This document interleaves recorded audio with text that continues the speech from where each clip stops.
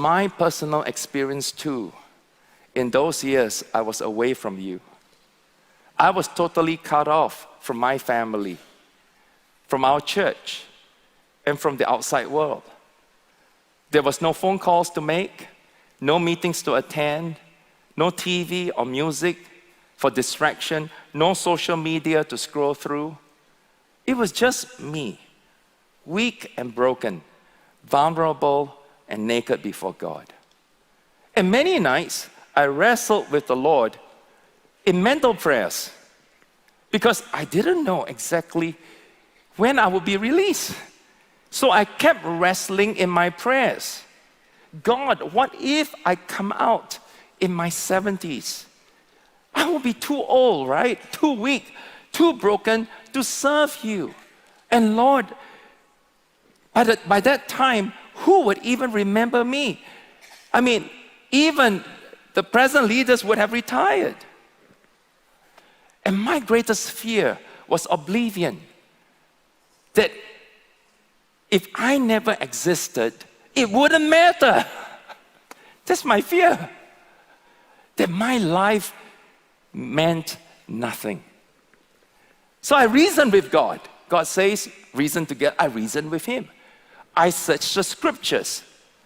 I memorized entire chapters.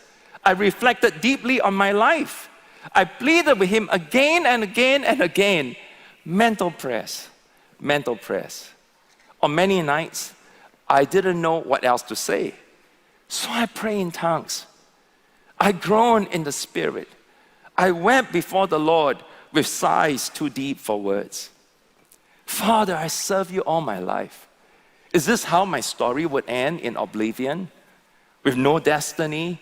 With no one remembering me? That my life didn't matter? That it has no meaning? I cried. I groaned. I pleaded in mental prayers and in the Spirit. Over and over and over, I did that for 9 months. Jesus, I have no more destiny. My life doesn't matter. My life is worthless. But yet, God patiently and lovingly let me vent. I realized one thing, God is a very patient God. He let me vent and cry and cry and groan and pour all my grief until I was completely depleted and empty. Empty mentally, empty emotionally. Until I have nothing left to say. I don't know what else to say.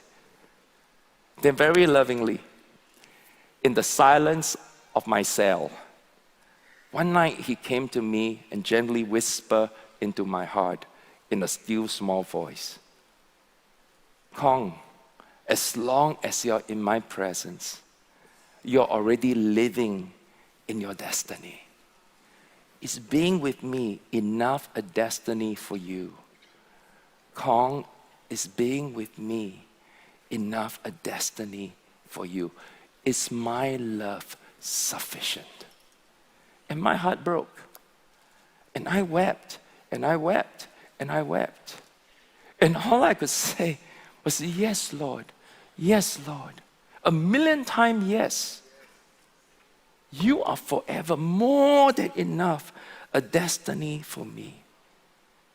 That night, I experienced what it means to be crucified with Christ. That night, the old Kong, or at least a part of him, a big part of him died. And I let Jesus be my life and my meaning. Paul's words became a revelation to me. It's no longer I who lives, but Christ who lives in me. And the life I now live in the flesh, I live by the love of my Lord Jesus Christ. His love gives my life meaning. His love is forever my destiny. To be loved by Him, to be able to be wrapped up in that love, it makes every day worth living. It makes every morning worth waking up. This is my journey of love.